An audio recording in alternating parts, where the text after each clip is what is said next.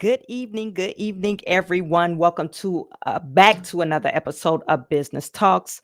I am your host, Chawanne Burns. In today's episode, we are going to discuss Donald Trump and Dolton Village and Candace Owens. Okay, so we have a jam-packed, full of information show for you tonight. I really appreciate you guys tuning in. So that's what we're going to talk about on another episode of Business Talks. Little something like this. Looks a little bit like I can't miss. Ay, this is what you call a bap. What? This is what you call a bap. Looks a little something like this. Looks a little bit like I can't miss. Ay, this is what you call a bap. What? This is what you call a bap.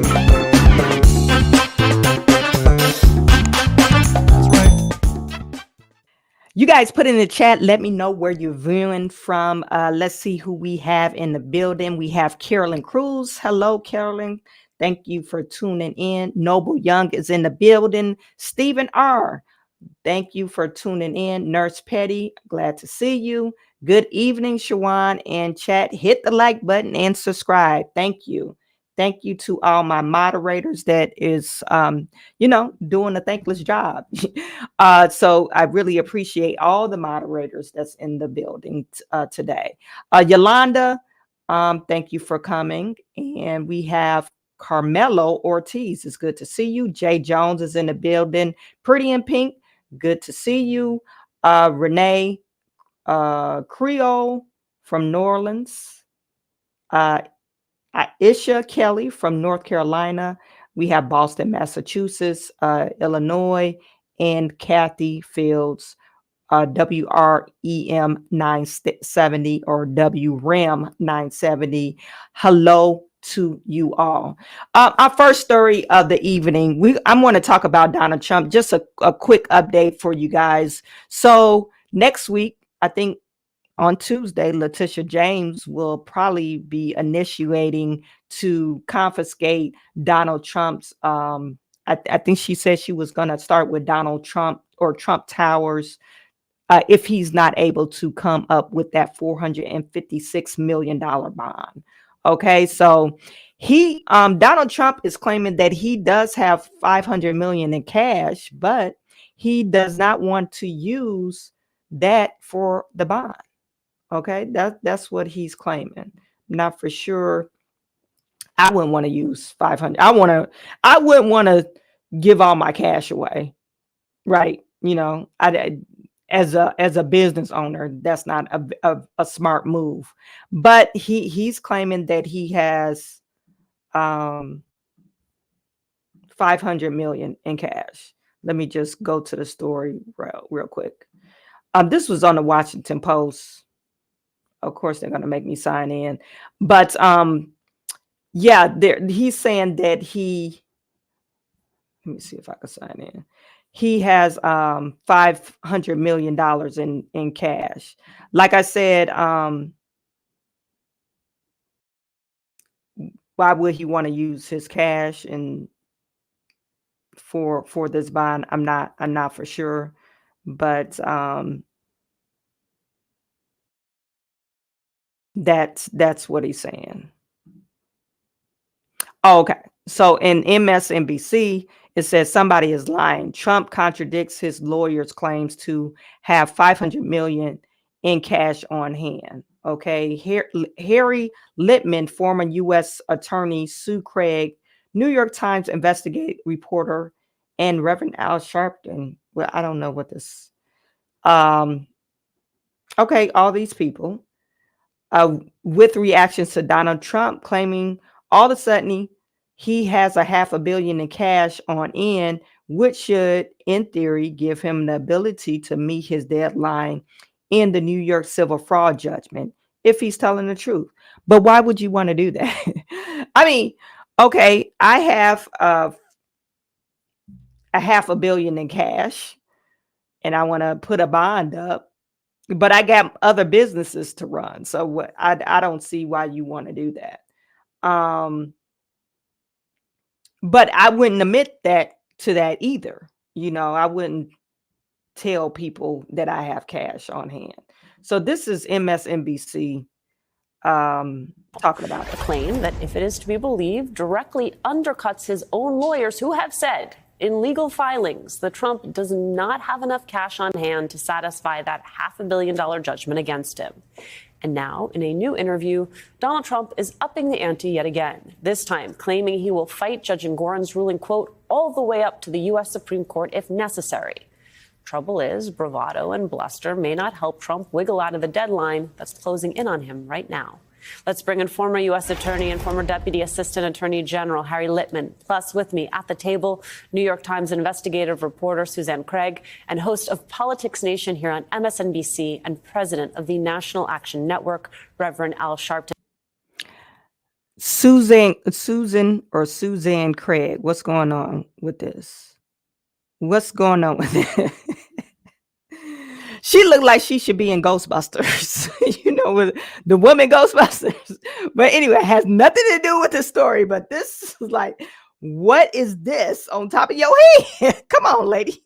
Suzanne Craig and host of Politics Nation here on MSNBC and president of the National Action Network, Reverend Al Sharpton. Harry, Donald Trump seems to be walking back this idea already that he would spend some of his $500 million in cash on this, saying, quote, that doesn't mean I'm going to a rogue and incompetent judge, by which he, of course, means Judge Engoron. And he also said, quote, they can't take away your property because you've had a chance before you've had a chance to appeal. What is it that he is talking about here, Harry? He just means he can try to fight it legally, but guess what? It is not up to him. If the judgment was entered 30 days ago, Tish James automatically has a piece of paper that empowers her to go after his properties unless a court somehow enters an order before Monday. That's just the way it is. So it's really, for all his bravado, not going to be his call. I do think, though, that it redoubles his resolve to do anything rather than let Tish James put the metaphoric lock on 40 Wall Street. And that's something we need to be concerned about, because there are possible scenarios where a billionaire here or there steps up. We now know that he's trying to make that happen in the Truth Social IPO, but billionaires don't step up for free, and it would result in a situation where a possible president is deeply beholden to someone who has gotten him out of the most perilous hot water. So that's something to watch, because I think he's going to do anything short of letting Tish James just have her choice of the crown jewels. Reverend Sharpton, the point about Tish James that Harry makes, it has so many layers. Tease it apart for us. The idea that it would be Tish James who get to choose which building. Well, the fact that he would be facing a woman prosecutor, a black woman prosecutor. Al Sharpton, he always try to make everything about race. Come on, Al. I mean, it is about race to them, because they labeled Donald Trump as a racist, but Donald Trump and Al Sharpton used to be friends. All of a sudden, until Donald Trump decided to run for the Republican Party.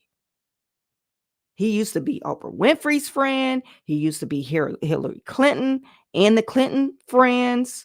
He matter of fact, I don't know if you guys remember when he was on Oprah back in early 2000s, they laughed and joked around. Wouldn't it be great if we were running buddies? And we're talking about running for president. Him and Oprah joked about that. So this whole idea about Donald Trump is so racist, I don't fall for that. I'm not falling for that. Now, Donald Trump might be a classist, if anything. He might be that, but he's definitely not a racist. But Al Sharpton, he always got to make everything, so pretentious in when it comes to Donald Trump, because he has to make it about race. And one who had already debunked the whole Trump University. I mean, there's a lot of emotions that he has, none good, about Tish James. And I think that it will drive him to try to do anything he can including, I can't say sell his principles because I'm not one that believes he has many, but he will do anything he can to try to do whatever he can to block this on Monday. And he also wants to be dramatic. He'd love to look like he's pulling a rabbit out of his hat. He's the showman. But I think that he is going to find that the rules in court and the rules of law doesn't play along with his scenario. This is not a reality show. This is reality.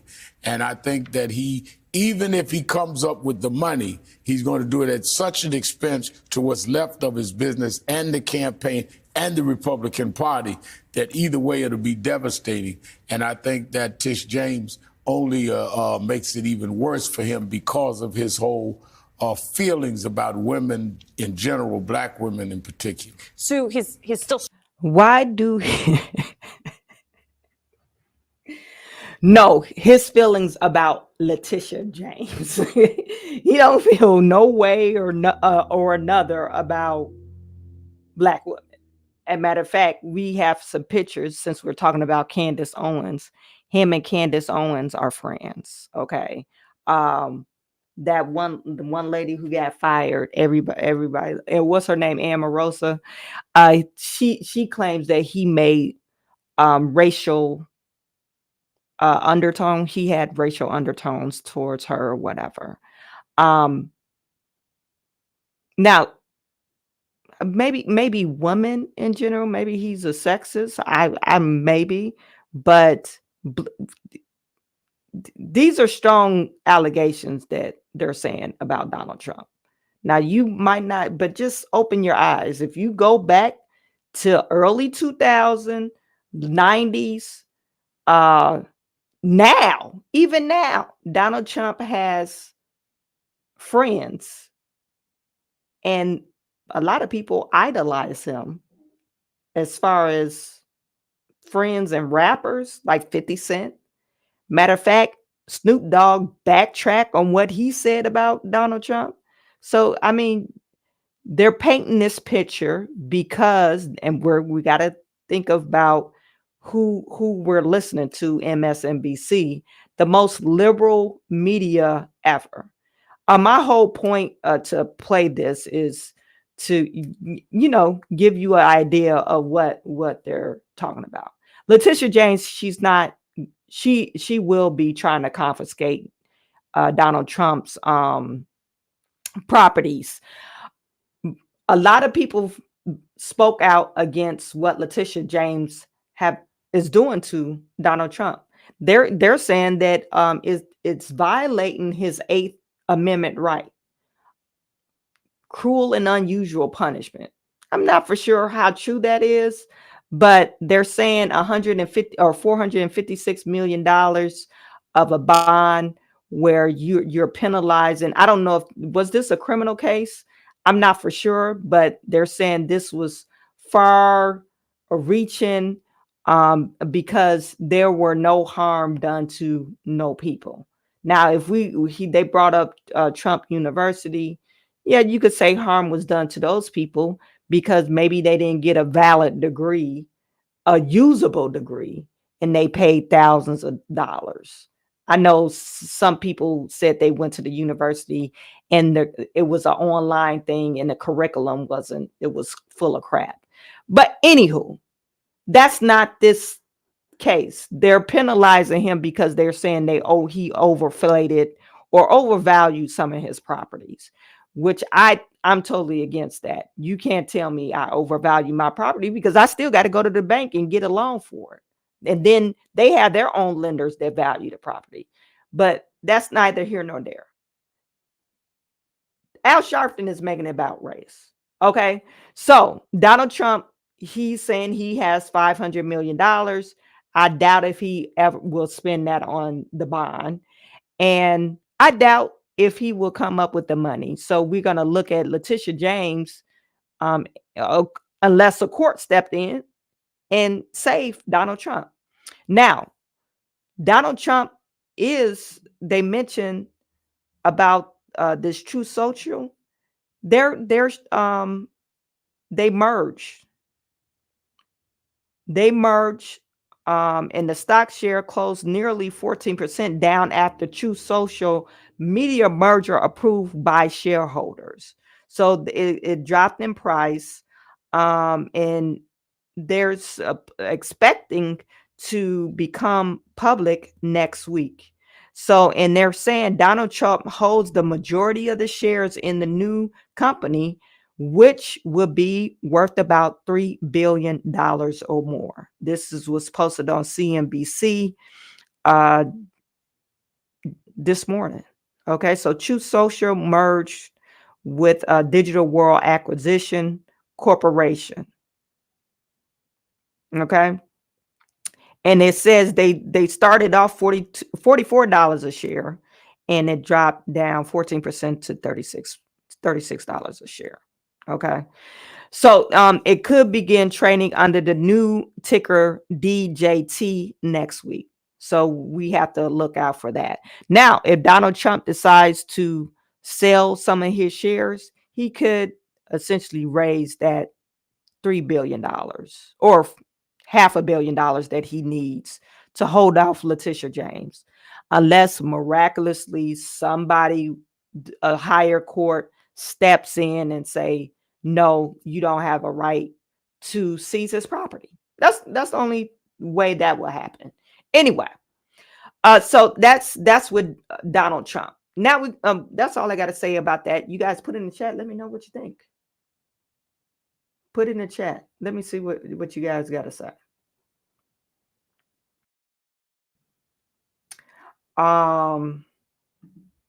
Young Black said Trump 2024. Tiff only had 2 and she needs. Oh, I think you guys are talking about a Wiz. Okay. Jay Jones says Joe Biden 2024. Okay, we got some Biden supporters in the house. Okay. Power to you. Carolyn Cruz said, here we go.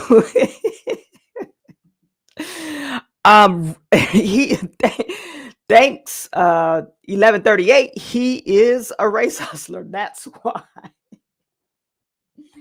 Al Sharpton, I mean, I don't know if you guys saw that one video of Al Sharpton when he was talking to Pete Buttigieg, and he was saying the roads are designed for Black people not to get into accidents. I was like, what the hell?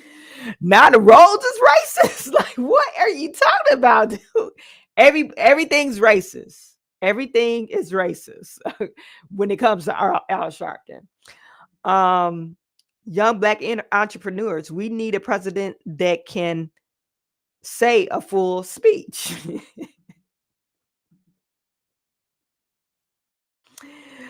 Thank you, Burgundy Blue Commentary.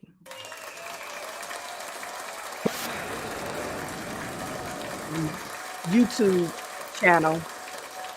Burgundy Blue is a YouTuber. She's covered Dolton quite a lot, frequently. I could say frequently. Thank you for the $2.99. Thank you for the $2.99 super chat. Stephen Nimley in the building. What is up? We have a Breeze Creation LLC. Al Sharpton tongue because his mouth is always running. He is a race hustler. Stephen R. He's AI just lashing out because he's not a woman. Okay. Bonita, what is going on? Reverend Race Car don't know what he's talking about. Trump is shrewd businessman. He's already had the money. Okay, so that's with Trump. Now we're going to get to the village of Dolton. I didn't want to go over the whole, it was an hour and something long meeting. It might have been 2 hours. So they had a special meeting at the village of Dolton. And of course, they had to hold the meeting at a different place other than the city hall building, the village of Dolton building where they normally meet, because The trustees are still locked out. Okay. During the meeting, they did open it to public comment and questions. They went over some of the, outstanding items, the items that were vetoed. They did address the alleged, they saying that they can't say the name since the guy hasn't been charged yet, but Andrew Holmes, SA allegations. So this video that I'm showing you, this is from one of the news outlets in Dolton or close to Dolton in Illinois. Okay. So, and it's talking, just a brief overview about the meeting. The reason for this discussion is that at this time, of course, we are still not receiving financials. We have the court ruling that it's still going to take us a little bit of time. But overall, we are still getting a lot of past due notifications sent to us on bills with no communication and no response from the administration on what's happening. We feel that if this has been passed before one time that I'm aware of in East St. Louis, and really it would call for the state to set up, let me make sure I'm getting the proper term here. They will be setting up a Dolton Financial Advisory Authority, which will be overseen at the state level to monitor and make sure that the proper bills that are coming in are received, are voted on, and get paid. And I'm talking about bills that we feel are critical: our workers' compensation insurance bill, our police vehicle bills. We want to make sure all the bills that should be getting paid are being presented to the board and being voted. And at this time, that level of transparency has not been afforded to the board. So we are, the ask would be that we have our attorney inquire from the General Assembly. Our ask would be that we inquire from the General Assembly that that we have a distressed community, or that we seek remedy under the financially distressed city law, 65 ILCS 5/8-12, and some attorney language behind it. So I'll yield to see if any board members have any comments or thoughts on this one.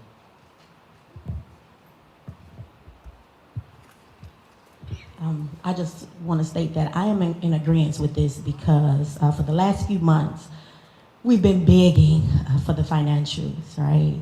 In every meeting, we hear the same thing. They have the information, and the information have yet to be put on that Jumbotron.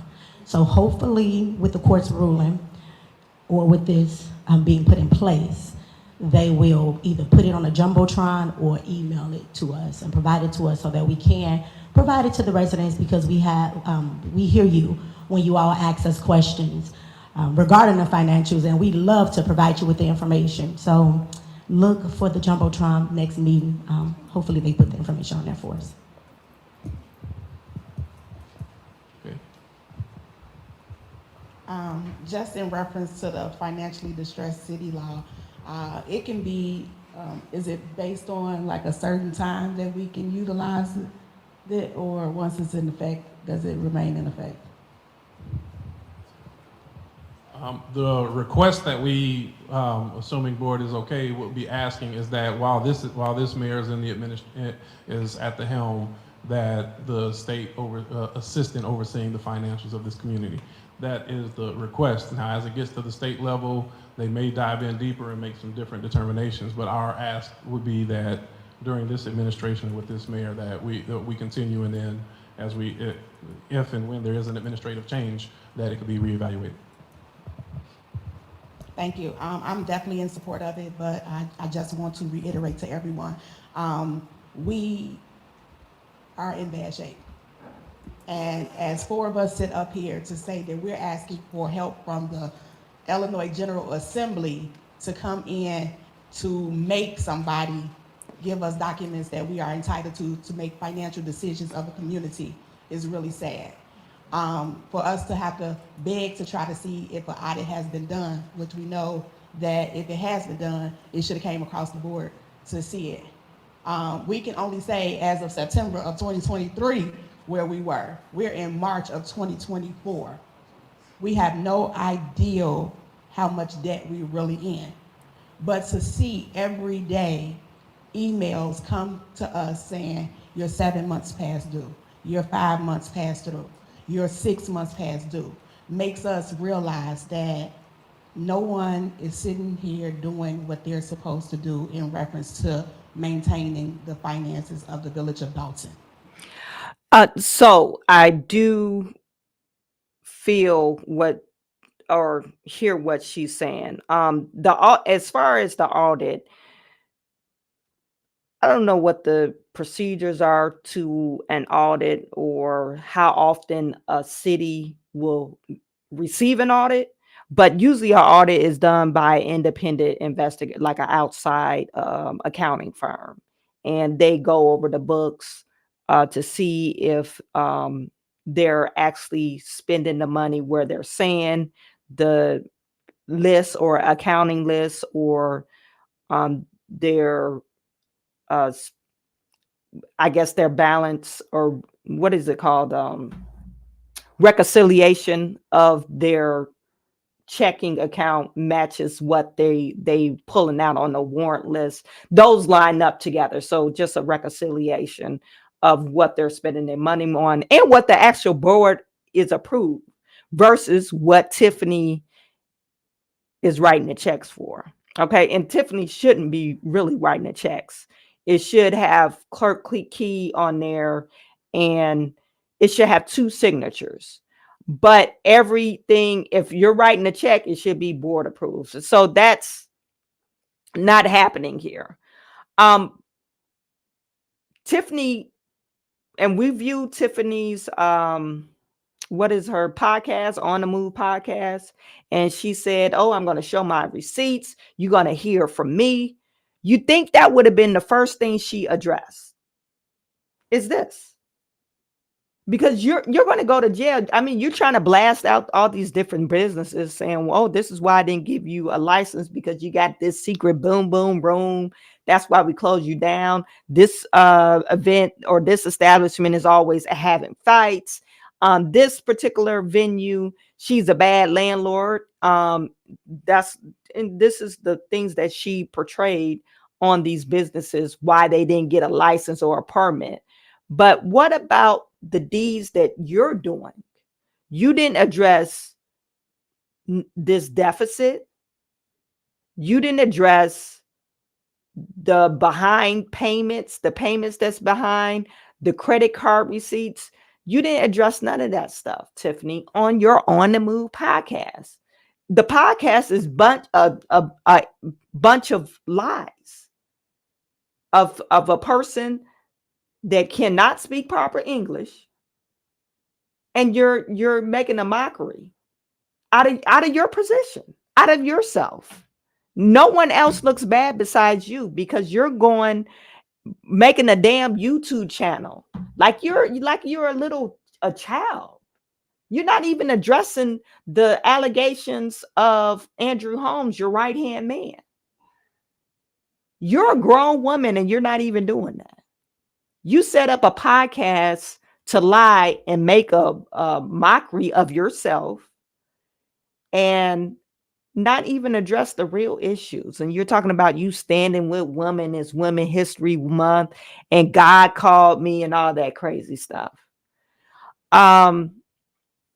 So I feel Trustee Belcher when she says it's like, they're blind. They're in the blind. And when they see this dollar amount, once the people, or I guess the courts, federal government comes in, FBI or whoever supposed to be coming in to save them, Attorney General. And once they come in, they're going to see that they are probably substantially behind on most of their payments. I know they have several lawsuits that they're making payments on. And it's really sad. It's really sad.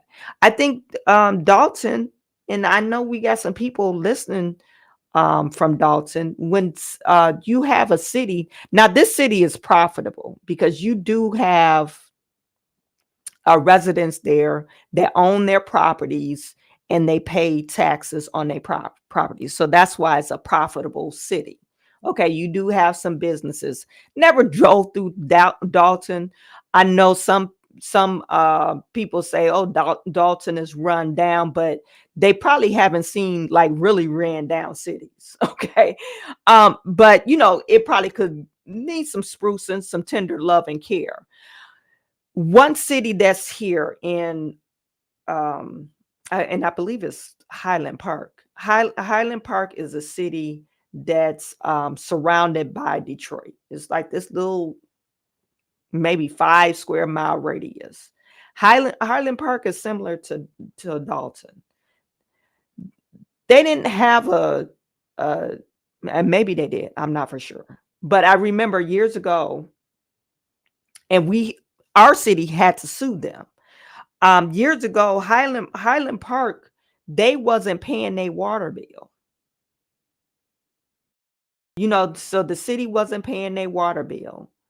And they end up, you know, all the suburb cities, because it was through the Great Lakes Water Authority, passed through all the suburbs to get to Highland Park. And they weren't paying them.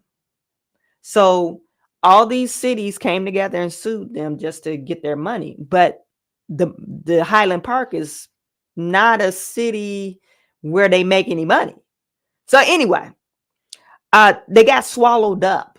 I mean, Highland Park still exists, but they're like existing because other cities have taken over. Like they use Detroit. I don't even think they have Highland Park police anymore. It's like Detroit police takes care of that area. And they might just change. I think they were talking about a few years ago, talking about just getting rid of Highland Park and just making it Detroit or some other suburb, because I think it borderlines Ferndale or some other small city. But what I'm getting at is that might be Dolton. That might be Dolton might get swallowed up by another town because they're such in bad shape, and they've proven that I guess they can't elect real mayors there. I hear Riley was a piece of work. I don't know if he was bad as Tiffany. Probably, I highly doubt that. He seemed like he had more sense than Tiffany. But sometimes that happens when the federal government step in, and if they have to step in, they will get swallowed up by another city or another neighboring city. So it's kind of sad to see this. And that is bad. You pay for what you want to pay for, but not things that you've incurred bills for that these people are. And I said this at the last board meeting when one of the department heads said something. We had a lady there asking us for $500 from 5 months ago. $500. That lets you know what type of financial situation we're in. And the person that's overseeing it, that should be giving us, I'm even say the finance committeeman, chairperson, Stan Brown. I'm gonna put him on blast right now, because it makes no sense that we have to, as an outside entity, to come in and try to clean up our house. So I am in total support of this, and whatever legal remedy we need to do to move it faster, because y'all, it's always saying we go to the courts, and we shouldn't have to go to the courts. But when you have someone that totally disregards the law, then this is what we're left to do. So I am in total support of anything that can help better the financial stability of the village of Dolton.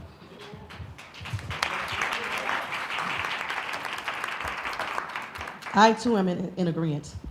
Just listening to a conversation today where a vendor called Trustee Belcher, when they're seeking $14,000, $13,000, $17,000, this is little money. What about the big money that we haven't paid? There's some vendors out there that we owe hundreds of thousands of dollars to that we are not paying. We got people calling us for $14,000. We got people calling us for the flashing stop signs. So I guess they'll be taken out of the ground maybe next month if they don't get their $17,000. These are little bitty things that people are calling us with, but they did the work. They need to be compensated. These people provided services to the village and they're not getting paid. When we talk about months, 9 months ago, 7 months ago, 6 months ago, people are not being paid. So if you're not paying the bills, then what are you paying? And these bills were approved by the board months ago. I just look at it as this, and you know, this is me saying this. If you're not paying the bills, then maybe you're making payroll. If you can't make payroll, then you'll pay the bills. So it's something here, the reason why we're not paying bills, because we got to make payroll. Let's come to a point where it says, hey, the bag is empty, guys. The bag is empty. The 6.9 million been coming for 8 months, and it still hasn't gotten here yet. The bag is empty. When we can't pay $14,000, the bag is empty, guys. She's speaking of that grant. Tiffany Henyard was bragging about she got a $6.9 million grant. This was way back last year, and she never received the grant. It's never reached the account.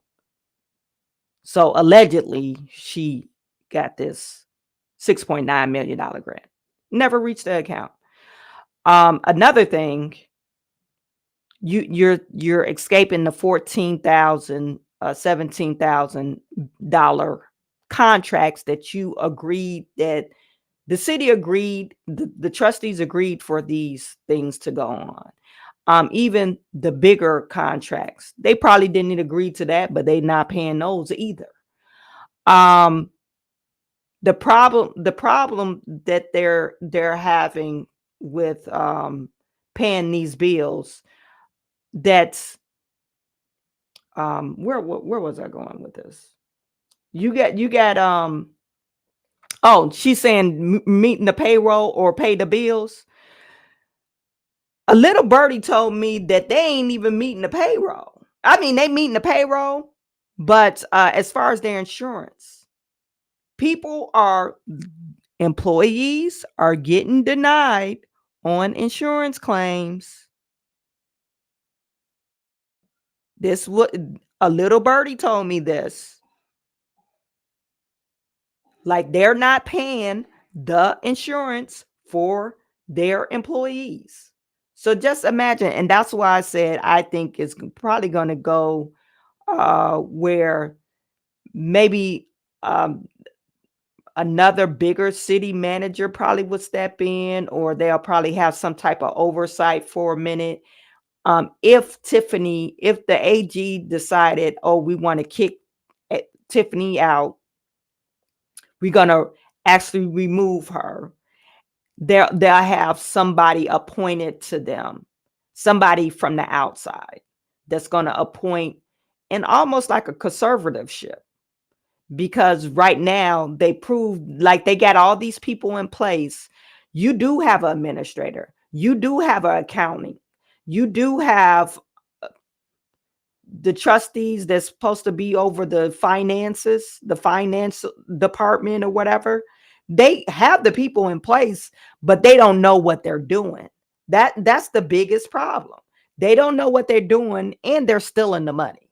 We could just say that, because if you knew what you was doing and not stealing the money, they wouldn't be getting calls. So anyway.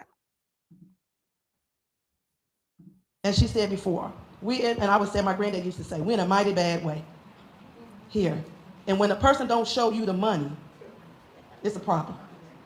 It's a problem for all of us when we can't see where our tax dollars, when we can't see them and see how they're being spent. That's a problem. We got a big problem here. And definitely, everybody's on social media, the news. Somebody has to step in. And as Brittany said, who's going to save us? Somebody has to save Dolton. You see the residents out here monthly. You see the trustees. We're here. We're begging for someone to come out here and save Dolton. Taxes going up. She just had a referendum. What to raise your taxes? Who wants to keep putting money in the bag that you say you got, that the bag is for? You're steady asking for our dollars, but you're not spending them the right way that it should be spent on this village. Again, somebody come here and hashtag save Dolton. Save Dolton. We're in a bad way. And it's a shame when you see every week somebody's saying, hey, I didn't get my $14,000. I didn't get my $17,000. I didn't get my $26,000. That's bad. That's bad. And then to go out and people see you everywhere and say, hey, aren't you from Dolton? And they laugh at me. I'm like, no, I'm from Posey. It's a joke, but it's a hurting thing. It's a shameful thing to see where this village is today and where it was when I moved here 18 years ago. So again, let's save Dolton. Thank you. Okay, thank you for that. And just one point to add a little bit more clarity on this ask before we go for board consensus. This is about more than getting the financial documentation to the board members. This is because my thought is, of course, put it on the website. I don't need to get it from the administration. The residents in the community deserve that information. But this would also go beyond getting the information and making it public. This would empower the state to actually issue the check. Once it's been voted by the board, issue the check, make sure that check goes out the door. At this time, there are millions of dollars worth of checks that are just sitting on the desk, and that's why these vendors are calling. We have many vendors that have been approved by the board, and those checks we're told every month, oh, the checks will be cut this week, and then we get a call from a vendor, something else that'll indicate that they're 3 months behind, 4 months behind, and we look up and say we've already approved that. So this, in addition to getting the information that is needed for the community to the community, it will also enforce that behind the scenes, those kind of games can't be played. So that way there can be confidence that when a bill is voted and approved, that check is going to become, and that will be coming, and it will be a monitoring of the bank account to make sure there's enough money in the bank. So this, we feel, is just a firmer stance to, if we're able to get it accomplished, to make sure that we're doing things financially sound. So having said that, I'm going to ask for a consensus to give that direction to our legislative council, Trustee Norwood, Trustee Brown, and Trustee Belcher. Yes. Okay, and yes, I'm in agreement with that as well. Item F on here, and this one is a discussion on the status of the Board of Trustees inquiry to the mayor's office seeking any contract hiring an independent investigator or recent allegations made about an incident that occurred in Las Vegas, any invoices and receipts of payments made to that independent investigator, and any reports, findings generated by this independent investigator, if that is available. The reason that this was put on here is there are terrible allegations that many people are aware of for the village of Dolton, and as a board member, we recognize. Oh goodness, I got to get out of that habit. As a board member, we recognize that this also comes with a lot of potential liability or cost to the residents of Dolton. The 4 board members present, I'm saying this just to make sure we have it as a matter of record. The 4 members present were not on the trip in Las Vegas, so no, this is just a matter of record. I mean, I'm serious because I think these are scathing and serious allegations. There are individuals that were on that trip, and we recognize that an investigation should have happened. In fact, it was reported that an investigation did happen. So as a board member, we feel that through transparency, if an investigation happened and the results were as it was stated, the community deserves to know that, and then that puts us in a better position on our liability. If nothing happened, we need to make sure something starts today, immediately. But this information, the board has asked for on 2 occasions and have gotten no response whatsoever. So having said that, I think that we want to just we're bringing it so that way we can give residents an update at least that we desire and we're demanding. So we're going to be again going through our legislative attorney to seek relief if we can from the county sheriff's office, FBI, or anybody that has subpoena authority to force an investigation. As at this moment, I'm left to believe that no investigation really occurred, which I think is very frightening and dangerous. So that's the reason that we brought this up to put on this agenda. Hopefully, we'll get a response at least, so we know direction. But I think the board has, we've tried to do the best we can to get information so that we can share it. And at this point, having or not having information, we feel compelled that we make sure that we at least share with the status with the community of what we think about it and what directions we're going to try to take to be responsible and make sure that we can limit our exposure as a village to a financial payment on this matter. Is there any comments from any other board members? Okay, hearing no comments, I'm going to ask if we have just for a consensus vote that we ask our attorney for more direction and to seek an intervention from any agency that can enforce with subpoena authority. Trustee Norwood, Trustee Belcher, aye. Trustee Norwood, aye. Trustee Brown, yeah, Trustee Tammy Brown, and Trustee Jason House, yes. Small business owners who want to save time and money should go to buyberg.com to get a policy in less than 5. Okay, so that was that. So basically, they're trying to get the information about the independent investigation that your girl Tiffany Henyard claimed on these SA allegations against Andrew Holmes. She claims they did an independent investigation and they found that the officer that corroborated the story, he wasn't cooperative with the investigators. That's what she claimed. And the lady, the victim, she wasn't cooperative with the investigators. We know is a bunch of BS. If they had an independent investigation regarding these claims, they wouldn't have. Okay, we wouldn't have probably saw this on the vote. They probably wouldn't have brought that up in a board meeting. Of course, they have this executive board meeting where it's private. They would have approved the payment for this independent investigation. Trustee Holmes probably would have been put on leave. He probably would have been suspended. But we know Tiffany swept this allegations under the rug.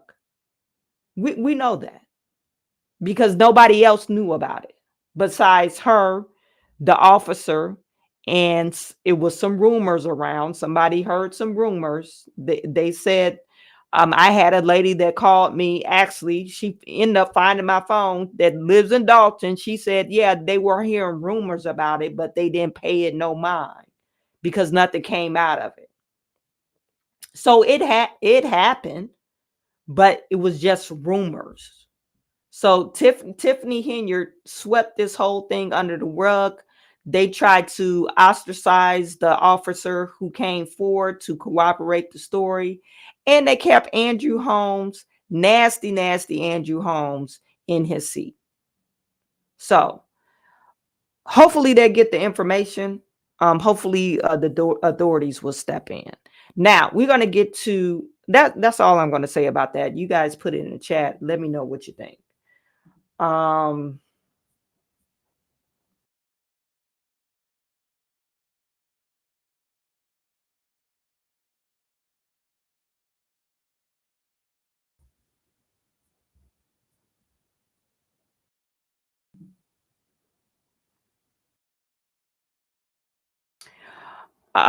Breeze said, Breeze Creation, I like your show, but our people are weak if we are still voting for someone to do for us what we should do for ourselves. The hell with the both parties.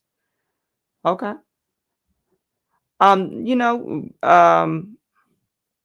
military and intelligence, Nazi USA torturing me, microwave drastically. Okay, you guys are putting crazy stuff in the chat. Anyway. Yeah, both parties probably not going to save us. You have to vote on your policies, I believe.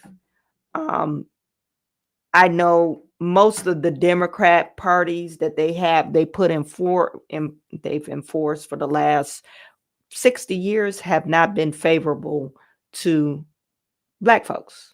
That's what I know. Anyway, I mean, unless you like a handout. You like handouts, okay? Yeah, you vote Democrat, I guess. That's all I'm going to say about that. Let's get to our story. Candace Owens. Candace Owens, she's been going back and forth. I covered this story a while back with Ben Shapiro. Ben Shapiro, he is a founder of Daily Wire. And if you know anything about Candace Owens, or if you've even tuned into her show, you know she is a correspondent, or I guess a entertainer on the Daily Wire. Now, lately, Candace Owens has been on a tour, and she's been visiting several podcasters and joined them. I mean, and it's not just Black podcasters or Black media. She's been on Patrick Bet David. She's been on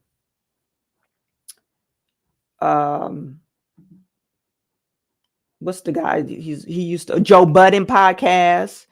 She was on the Breakfast Club the other day. She was even on that one guy that really irritates the hell out of me, but he's a real liberal guy, a liberal white guy. He used to have blue hair. I don't know if you guys know him, but she was on there too. So she's been really, putting herself out there. I just thought she was just being, friendly. She's a good person to talk to. She's very articulate, and she knows a lot of stuff about history. So she's a good person to have on your show. So anyway, so she's been putting herself out there. But she had this thing with Ben Shapiro, and Ben Shapiro, he kind of rebuked her because Candace Owens, she's been quite vocal about her not supporting this war in Gaza. She's been very vocal because she stated that, of course, Israel had the right to defend themselves, but when is enough? You're at this point, you're just killing innocent people. And at one, I think she had a beef. They went back and forth about, and I'm talking about her and Ben Shapiro. They were talking about, Palestinians, anybody, or I don't know if it was him or some rabbi. If you're a Palestinian, you're just as guilty. And so, of course, she had a response to that saying, you're saying that Palestinians are guilty and these are innocent people. And I don't agree with killing women and children. And she, which, you shouldn't be killing women and children and innocent people. So she's like, when is it going to stop? So that really was, I guess, a thorn in Ben Shapiro's side because he's Jewish. Anytime you talk bad about Jewish, any type of Jewish stance, if you're talking bad about it, they call it anti-Semitism. And you guys probably heard me say before, why is it called anti-Semitism or anti-Semite if you just don't agree with their point of view? Why is that being anti-Jewish? Because I don't agree with your point of view, you're gonna blackmail me or blackball me. I just don't agree with your point of view. I didn't say I didn't like you as a person or like you as a race. I just don't agree what you're saying. Okay, so she's been on several podcasts. Now, I just want to show you this one exchange with I don't know if it was on this one with the rabbi, and it was a good exchange between them.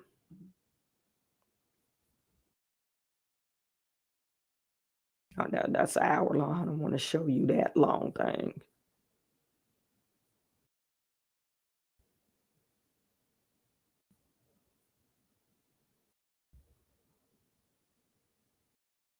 Okay. So this one clip, it is saying that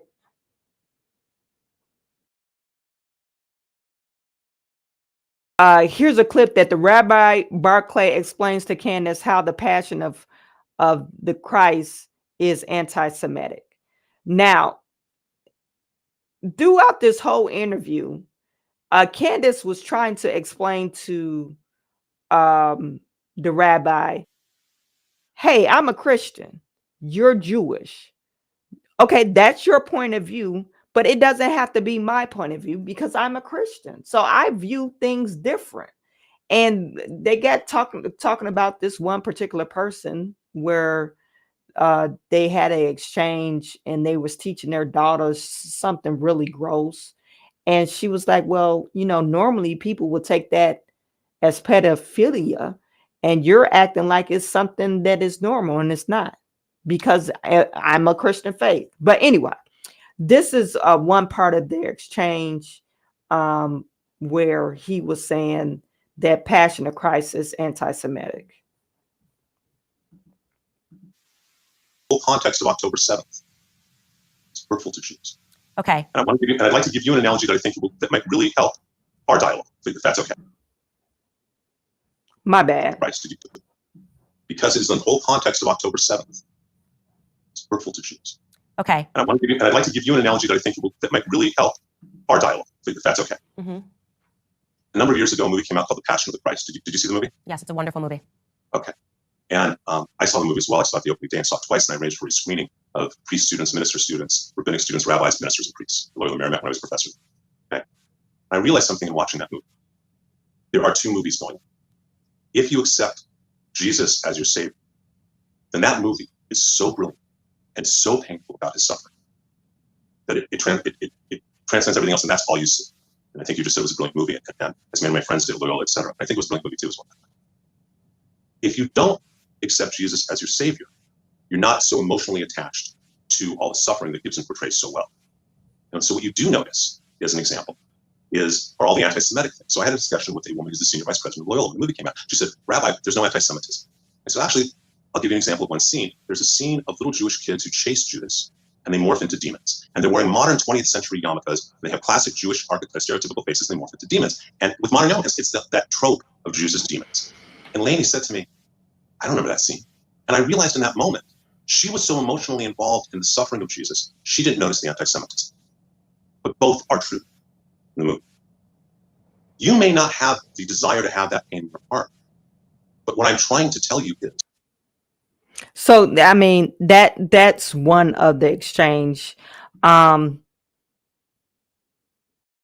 me see if I can find a longer clip of him. The smear the who Jewish church.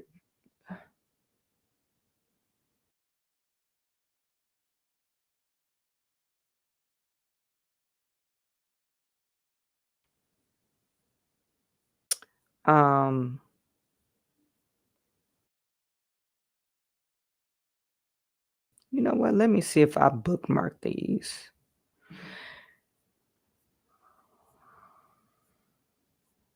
Oh no, I didn't bookmark them. Anyway, let me see. Rabbi Candace on.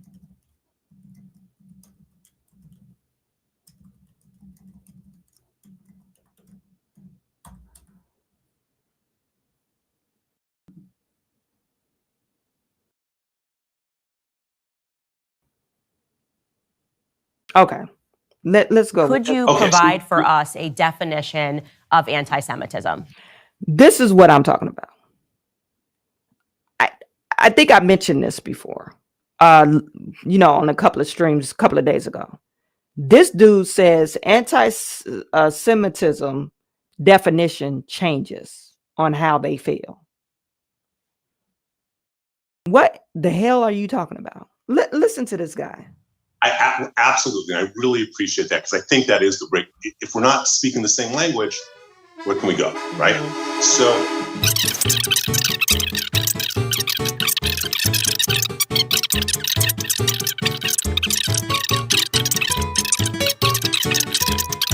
Sorry, did you say in 1140 this happened?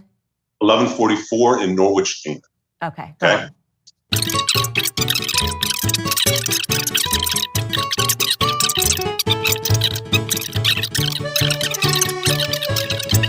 Lord Sachs. Oh, I just want to pause it. You said it's a hate that mutates. Correct. So your belief then is that the definition of anti-Semitism can necessarily change. Is that correct? It's not just my belief. It is the commonly accepted understanding in both the Jewish and academic worlds. Okay. This isn't, okay?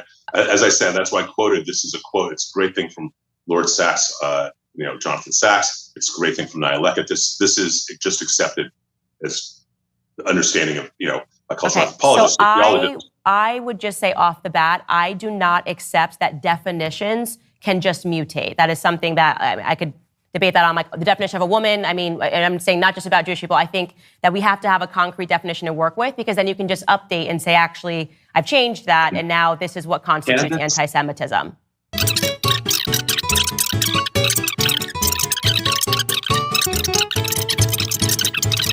So, and I'm gonna just push back. gently here. For me personally, if I thought that racism could just be an ever-shifting definition based on the experience of Black people, it would be a remarkable power, and I would be able to create something like BLM, which could say that everything was racist. So I am not going to be able to agree that definition should be able to transform according to what's happening during the day. But here's what I will say. If you could, just because I think it's really important for us to get to going through this article, because then you might be able to explain why you view it as anti-Semitism. If you could just give us what you are saying the current definition of anti-Semitism is today, that would be very helpful. The current definition of anti-Semitism today has to do with what the feelings are. It has to do with anti-Zionism, number one. That is a definition. Anti-Zionism, anti-Israel is anti-Semitism. Okay. This isn't so you believe that Jewish people can be anti-Semitic? Absolutely. Okay. I don't get to tell a Black man if he's experiencing racism. Mm-hmm. He knows. I don't get to tell you if you're experiencing misogyny. You know. If I make a comment and it's misogynistic, and you say, Rabbi, you know, that was really misogynistic, my job is to say, wow, I didn't mean that. I apologize. That's not what I meant. And you do not get the right to say what is anti-Semitic or Jew hatred. I'm not trying to, I don't think I said anything about me having the right. I just said to you, would you then view, because I did host somebody who is Jewish, Dave Smith, on my show, and I'm sure you're familiar with him. He's a comedian, he's a libertarian. He is not pro-Zionist. So I'm just asking you for clarity, because you're saying that you can't dismiss a Jewish person, but aren't you thereby dismissing Jewish people who say that I don't support Israel as a state? I'm just trying to have you answer that question. And the answer is, I will ask you back the same question. Mm-hmm. Are there Blacks who do not support Blacks? Are there pick the cause or the minority who do not support or not, or actually even better? You and I both sit on the conservative side politically. We share that, right? And we face the same way when it comes to that. And we both, I think, are disappointed in those who are Republicans in name only, correct? Yes. Okay. Does that mean they're not Republicans? Well, I wouldn't describe a race as a political ideology, like a political party. That's very different. So to say that you can't be a race, like you're not Black if you don't support this, is different than, like, you're basically saying that a Jewish person can be anti-Semitic. So that would be like saying a Black person can, in fact, be racist towards, or they're not Black. Look, I'm not going to comment on Black community. Mm-hmm. I will say there are plenty of self-hating Jews. Okay, so you do believe, that's all I was trying to get you to say, is that Jewish people who don't support Israel, you are saying they are anti-Semitic. I just want to understand that. I'm saying it very clearly, they are self-hating Jews.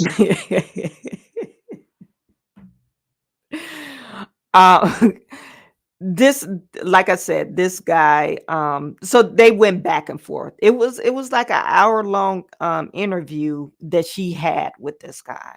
I mean, and then at one point, I don't know if this is it, but at one point she was asking him about a particular, I guess this was the article that she was asking him about. You know, this guy was, and I guess it was a rabbi or whatever. He was having sexual conversations with his daughter and was showing her things of what to do and very inappropriate things. And he's a Jewish person, because I don't agree with it, or this type of behavior, then I'm being anti-Semitic.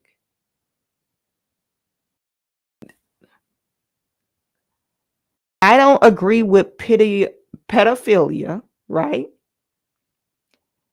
And because this person that's committing pedophilia, since he's a Jew, I don't agree with him. I think it's wrong, and he should be locked up. Oh, you're being anti-Semitic.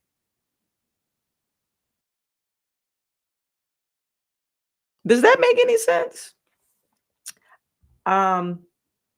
It doesn't make any sense. And let me tell you something, okay? That Jew-hating nigger is getting sued. And let me tell you something, okay? That Jew-hating...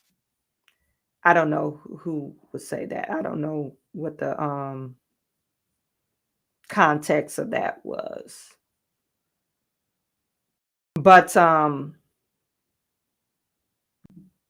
never said the Jews control Hollywood, but Jewish people have said that. We can share an article of a link here, LA, that was published in the LA Times a couple of years ago, where a Jewish man wrote, "Let's face it, we do run Hollywood." That was totally fine a couple of years ago. Maybe he's anti-Semitic though. It's Pardon? never fun. It's not ever been fun. Okay, There well, are I'm just saying. people- I'm just saying that like this was something. This has been said, and it's actually funny because I was reading a very old article yesterday. Forgetting the guy's name, I'm blanking on him, but he was the founder of Screw magazine. He's a Jewish guy, Al something. I'm blanking on his name. Anyways, he gave a very long interview about how the Jews hire the Jews when they get into Hollywood, and like I said, this was said not 100 years ago. So this was something that many Jewish people have said. But sure, I guess you're saying that now it's a trope.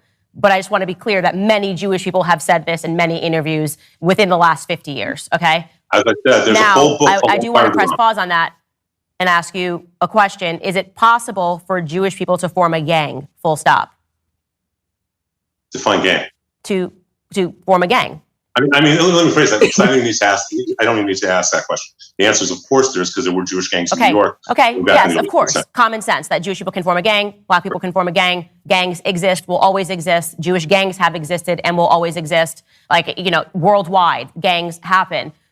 How absurd it is to say that if you think that there is a gang that is operating, to even suggest that there might be a person in the that is automatically a trope. That would mean it would be impossible for us to illustrate the gang existing. As soon as you say it's a trope and magically you can't talk about it, I gave examples of multiple people in Hollywood. Okay, we're talking about from Dave Chappelle to Kanye West to Cat Williams to other artists that are Christian that have said that there is some sort of a gang, full stop, that is operating in Hollywood. I then gave an example of a list of exact names that Michael Jackson said were operating as a gang. Rabbi Shmuley was among that list of people. So to say that we can't even explore that possibility, that Rabbi Shmuley, and that this list that somebody is giving or something that artists are saying might be true is somehow anti-Semitic. And this goes on. I mean, like I said, it was a 2-hour long interview. The problem with this particular dialogue, Ben Shapiro, he has a problem with it. Now, there's, people out there saying, oh, she got fired from the Daily Wire. Candace Owens, she did not get fired. I believe Candace Owens, like I said, she was on a tour going to these different podcasts, building up some momentum behind her name that she needed. No, she has 3 million followers on her podcast. This is just on YouTube alone. Okay, so this is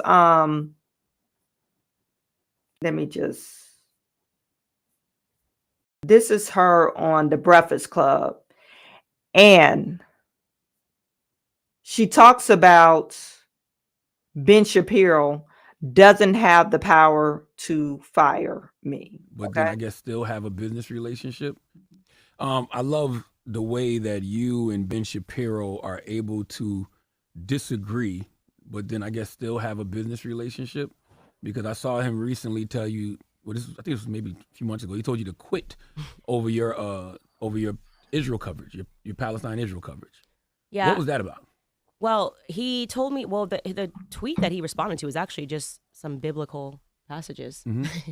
And he thought that it was me saying that I had to choose money over I don't know how we interpret it, but it was definitely not. I just meant it as peace, calling for peace, because there was a video circulating of him calling me a disgrace and a faux professional or whatever it was. And I decided to choose peace, and then when I chose peace, he responded to the peace with not peace. So why wouldn't he just fire you?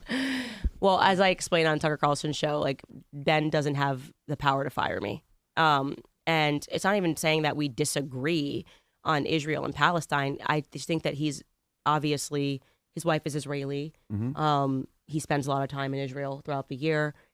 I think when you have an emotional attachment to some place, that sometimes your reaction to anything is going to be more extreme to it. You know, I have some relatives that are from St. Thomas. If what was happening in that region was happening in St. Thomas, I would probably be the most fired up out of everybody at the Daily Wire. And yeah, he definitely went through, I think, an emotional time at the end of last year, you know, dealing with everything. I think I was pretty even keel.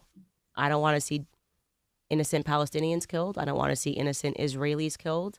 I never want to see children killed. I don't believe children should have to grow up in a war zone based on the actions of a few. And that, I guess, last year sounded crazy. It sounded crazy because always the demand in all these situations is to make people pick a side. And then if you don't pick their side, then you get smeared and you get libeled, right? So if you don't say, I want every Palestinian murdered, then suddenly you're pro-Hamas. If you don't say, like, I want every Israeli person eradicated, you know, then suddenly you're pro-apartheid, whatever the arguments are. And I think both of that is extreme. You said no government anywhere has a right to commit a genocide, ever. There's no justification for genocide. Yeah. That is going to age so well. Genocide is always wrong. It is, guys. It is always wrong. And doesn't matter at any point in human history, any person that is advocating for genocide is always in the wrong. And when I wrote that tweet, I was referring to Brian Mast, who's a congressman. He got up and he literally said in Congress that there's no such thing as an innocent Palestinian. And I was like, that is genocidal. Right. As soon as you say an entire group of people are all evil, you are now laying the groundwork to justify a genocide. And that to me was wild. That's wild. That's wild. And this person is in Congress. We voted him in, or whatever state or wherever state he's from. So Ben Shapiro did not have, I guess, the power to fire her. He wanted her to quit because they were knocking heads about this Israel conflict. And I guess because she didn't make the correct stance in regards to Israel, he wanted her out. Okay. So she announced, she didn't announce. This was her show today. She just was saying that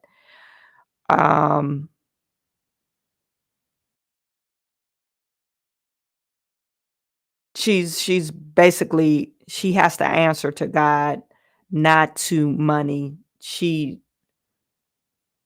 has a moral obligation to herself and to her family. You know, so just because you are part owner of the Daily Wire, that doesn't mean I need to go against my faith. Oh yeah, kill all the Palestinians. I don't need to say that because I don't believe that. So she took a stance and they didn't like it. I'm going to be honest with you because everybody's noticing it. Every single political commentator in America, every single one of them knows this, that if you do not step out and say things that are radically pro-Israel, or if you are too quiet on certain narratives and they want you to be radically pro-Israel, you can lose everything. That's truth. That is a fact. I'm not feeling like I need to hide from that anymore or be afraid to say it, rather, is a better way to say it, because I've endured this for years. I'm just at the end of my rope. I have given so much rope here and I am just done with it. Guys, I'm going to be honest with you. So she announced that she's done with it. So, and that was her last, on the very latest, her latest stream. And then you had,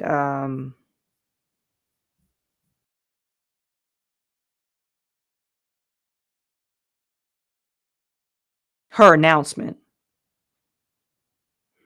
saying, hey, this is my personal YouTube page that I will be bringing to the show back after a brief hiatus. Please take a moment to subscribe to this new channel. Love you all. The rumors are true. I'm finally free. If you would like to support my work, you can head to CandaceOwens.com, where you will be directed to my local page. Or you can give a gift to GoCandace.com. There will be many announcements in the weeks to come.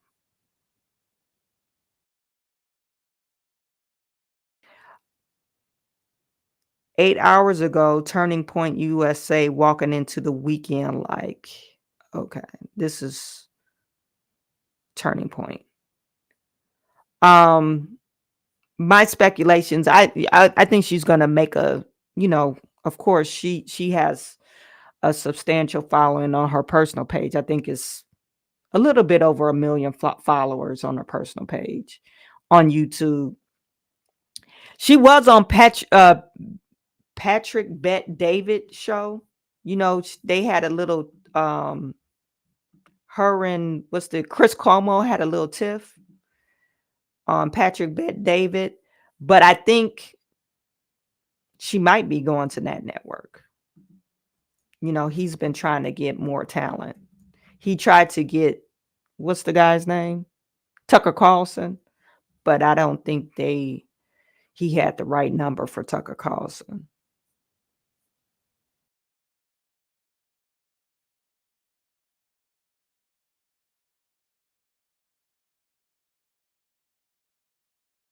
He posted something about you got to treat your employees right or something like that. Let me see if I can find it.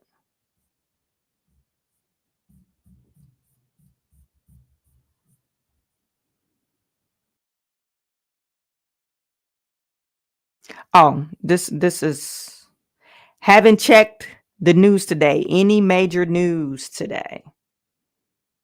That's what Patrick Bet David is saying. If you don't take care of your great talent, someone else will. This is why I was never a spelling champion. Talent. Okay, so because he spelled talent wrong.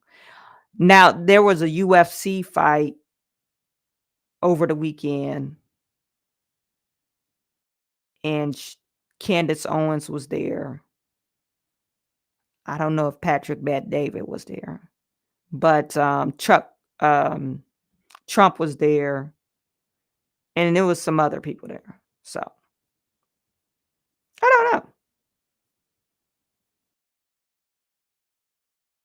We don't know. I think, Daily Wire, that's their loss.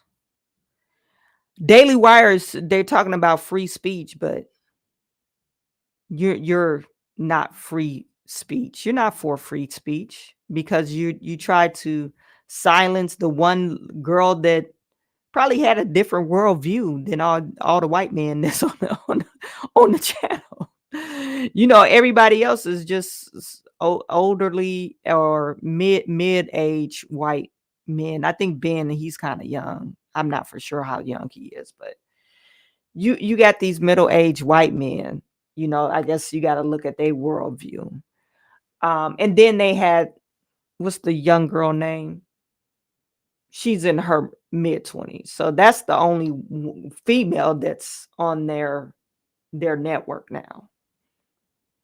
But major people, Candace Owens was probably one of the major ones. Anyway, you guys tell me what you think. I like Candace. I think she's gonna do fine, whatever she does. Zach Woodard said, "Them J boys cut the contract quick." Candace would do just fine. She should work for herself. I think she should work for herself. I think her thing is she doesn't like to do the behind the scenes type. So maybe if she could get a good manager, maybe she'll do well. But she's very brilliant as far as creating documentary. I didn't know she went to school for journalism, but duh, it fits what she's doing. But like as far as her documentaries, they're good. You know, even the one that she debunked with Netflix. Remember that guy who got he ended up getting, I believe, life sentence for killing a girl, and Netflix made him out to be like he was innocent, and come to find out, yeah, he wasn't so innocent. But that was the narrative. I thought he was innocent based off what Netflix was telling us. And they found another body in the area, or remnants of a body that was in that junkyard. I forget what the Netflix special was. It was a documentary, but it was a 2-series documentary. Netflix had the guy acting like he was so innocent, and they just was doing all these bad things to him. And coming to find out, this guy, he seems pretty guilty. He was pretty guilty, but she exposed that how Netflix is biased in their journalism. They make fake documentaries. So if you look at, if Netflix has anything to do with, you know, the narrative or putting the documentary together, if it's Netflix owned, I would question the documentary, because just how she shed light on why they didn't put information in the documentary. They just tried to make sure that this guy looked innocent, and he wasn't. Anyway, Gigi, they always stealing. I stay here.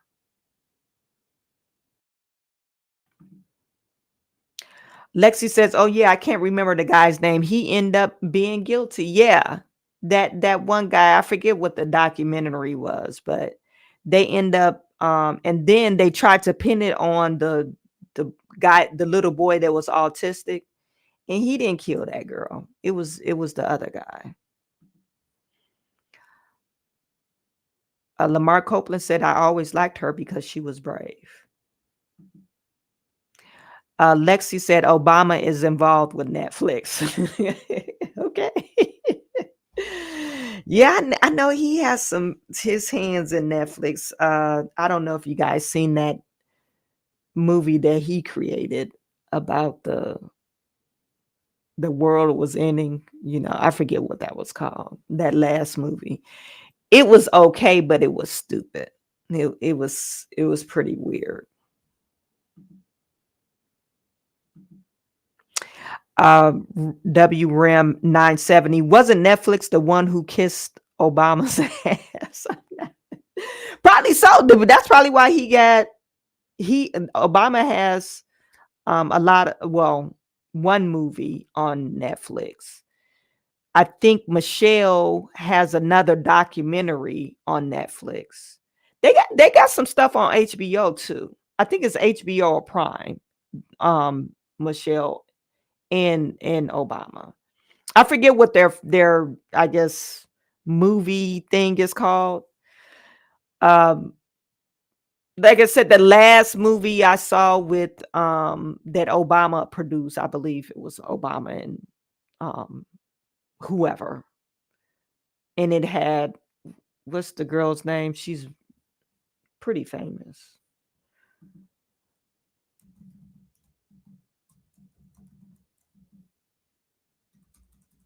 Marsala Ali. What's that guy's name?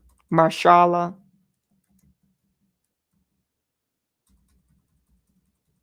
I don't know.